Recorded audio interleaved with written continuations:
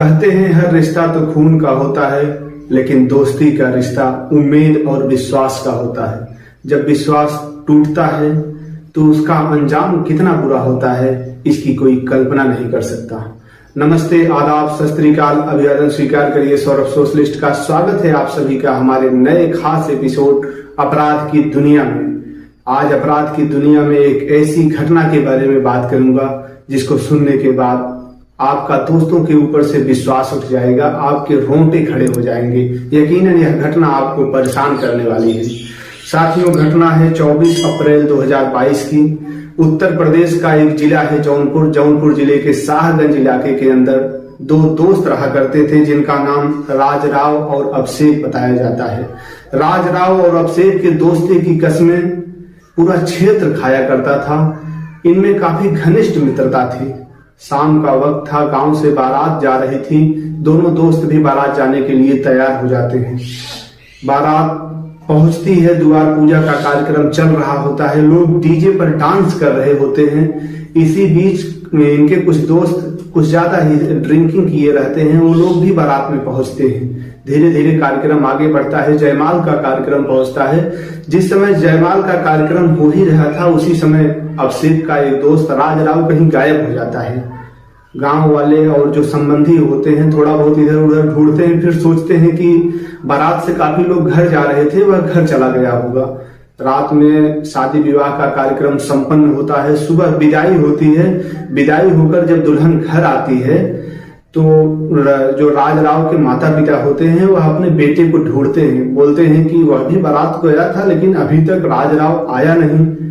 तो सबसे पहले उसके दोस्त अभिषेक के पास वो लोग जाते हैं, पूछते हैं। तो अभिषेक कहता है कि शाम तक तो वह हमारे ही साथ था, लेकिन जब जयमाल का कार्यक्रम चल रहा था वह बोला कि हम थोड़ा से लक्षणता करके आते हैं। उसके बाद से उसका पता नहीं चला। लोग उस समय भी खोजे लेकिन सोचे कि शाम को ही बारात से कुछ लोग घर जा रहे थे, वह घर चला गया होगा। ऐसे में गांव वाले राजराव के माता पिता काफी परेशान होते हैं।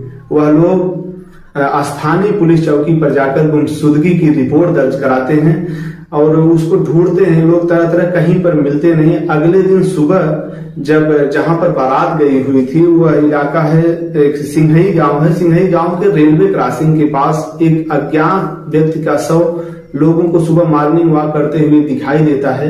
वहां के स्थानीय लोग डायल 112 पर कॉल करते हैं। मौके पर पुलिस पहुंचते हैं, सक्षम अधिकारी पहुंचते हैं। शव को कब्जे में लेकर के उसकी शिनाख्त की जाती है। तो यह वही शव रहता है जिसकी गुमशुदगी की रिपोर्ट अभी कुछ ही समय पहले स्थानीय थाने में दर्ज हुई थी। उसके माता पिता इसकी पहचान करते हैं, यह राजराव का ही शव था। इसका दोस्त अभिषेक, गांव वाले काफी लोग विचलित होते हैं, बहुत परेशान होते हैं कि आखिर यह तो शाम को बारात में था, यह कैसे इस हालत में यहाँ पर इसको कौन मारा, कैसे घटना घटित हुई। रेलवे क्रॉसिंग के पास शव था तो ऐसा लग रहा था लोगों को कि कहीं अनहोनी कुछ दुर्घटना न हो, लेकिन हत्या का मुकदमा दर्ज करवाते हैं उसके माता पिता। उसके बाद पुलिस जब शव को कब्जे में लेती है, उसको पोस्टमार्टम के लिए भेज देती है। धीरे धीरे समय बीत रहा था। गांव वालों और लोगों में आक्रोश बढ़ रहा था कि राजराव की हत्या किसने की, क्योंकि वह बहुत ही सीधा साधा और तेज तर्रार होनहार लड़का था। पूरे क्षेत्र में उसकी चर्चा होती थी। पुलिस के लिए यह सरदर्द बना हुआ था कि आखिर इसने हत्या किसकी की। पुलिस जितने भी एंगल से छानबीन करना था वह कर ली थी, कहीं से कोई सुराग पता नहीं चल रहा था। पुलिस घर वालों से पूछती है कि राजराव से किसी की दुश्मनी तो नहीं थी। घर वाले कहते हैं कि साहब इसकी किसी से कोई दुश्मनी नहीं थी, इसकी सबसे बैठती थी, कभी किसी से कोई झगड़ा नहीं था। उसके बाद पुलिस फिर और परेशान होती है, अगले एंगल से कोशिश करती है। पुलिस कहती है कि अच्छा इसका दोस्त कौन कौन था। घर वाले कहते हैं कि साहब इसका कोई दोस्त नहीं था, सिर्फ यह अभिषेक ही है जो इसका दोस्त है। इसी के साथ यह रहता था, इसी के साथ सारी बातों को शेयर करता था। उसके बाद पुलिस अभिषेक को पूछताछ के लिए गिरफ्तार कर लेती है। गांव वाले और परिवार वाले भी विरोध करते हैं, पुलिस के ऊपर सवालिया निशान लगाते हैं कि सही से काम नहीं करना है तो दोस्त को ही गिरफ्तार कर रहे हैं। पुलिस कहती है कि हमें अपना काम करने दीजिए, उसके बाद आप लोग जो भी कहना हो कहिएगा। पुलिस अभिषेक को गिरफ्तार करके ले जाती है, उससे पूछताछ करती है तो वह कहता है कि साहब बारात में तो हम शाम को गए थे, लेकिन यह कैसे कब कहाँ गायब हो गए हमें पता नहीं। उसके बाद पुलिस जब थोड़ा से टाइट होकर के अपने असली रूप से उसकी पूछताछ करती है तो अभिषेक तोते की तरह सारी बातों को बोलने लगता है। वह कहता है कि साहब शाम को हम लोग बारात गए हुए थे, काफी ज्यादा यह राजराव दारू पिया हुआ था, दारू के नशे में था। उसके बाद इसको सिगरेट पीने के बहाने हम अपने एक नाबालिग दोस्त के साथ लेकर के बाहर जाते हैं। वहीं पर एक हमारी गर्लफ्रेंड थी जिससे हमारी बातें हुआ करती थी, जो अंबाला की थी। हम 2 साल पहले अंबाला गए हुए थे, उसके बाद उससे हमारी बातचीत होती थी। जब हम वहां से आए तो हम सारी बातें राजराव को बताए, तो राजराव उस गर्लफ्रेंड को हमारे फेसबुक से सर्च किया, उसके बाद उसको फ्रेंड रिक्वेस्ट भेजा। उसके बाद वह बातचीत उससे करने लगा और उसको हम सारी बातें बताए हुए थे राजराव को। तो वह जलील किया करता था हमारी गर्लफ्रेंड को, सब सारी बातें बता करके उसको टार्चर करता था। वह कई बार सुसाइड करने का भी प्रयास की। इन्हीं सब बातों को लेकर के इससे हमारी कहासुनी हुआ करती थी। हम इसको बराबर कहा करते थे कि तुम रास्ते से हट जाओ। उस दिन भी इसको हम सिगरेट पीने के बहाने जब ले गए रेलवे क्रॉसिंग के पास, बैठ करके गर्लफ्रेंड के ही बारे में बातचीत कर रहे थे। मैंने इससे आखिरी बार कहा कि तुम बताओ रास्ते से हटोगे कि नहीं।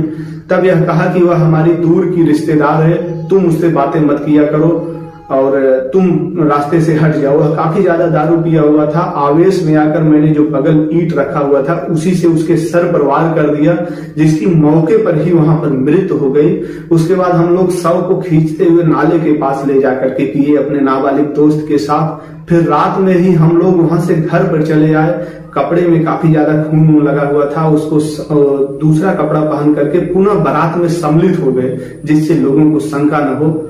इस तरीके से दोस्तों 24 घंटे के अंदर महज पुलिस इस जौनपुर में हुए हत्याकांड का खुलासा करती है। जैसे ही वह अपने जुर्म को कबूलता है, पुलिस उसको गिरफ्तार कर लेती है। जो भी संबंधित धाराएं होती हैं उसमें मुकदमा दर्ज करके उसको जेल भेज दिया जाता है। 24 घंटे के अंदर खुलासा होने के बाद उस समय जौनपुर के तत्कालीन एसपी अजय साहनी, जो भी पुलिस अधिकारी रहते हैं, उनको पुरस्कृत करते हैं, उनको प्रोत्साहित करते हैं। साथियों, इस कहानी को, इस घटना को सुनाने का उद्देश्य किसी को परेशान करना नहीं, किसी की भावनाओं को आहत करना नहीं, बस आपको सचेत करना है, आपको जागरूक करना है। मस्त रहें, व्यस्त रहें। जय हिंद।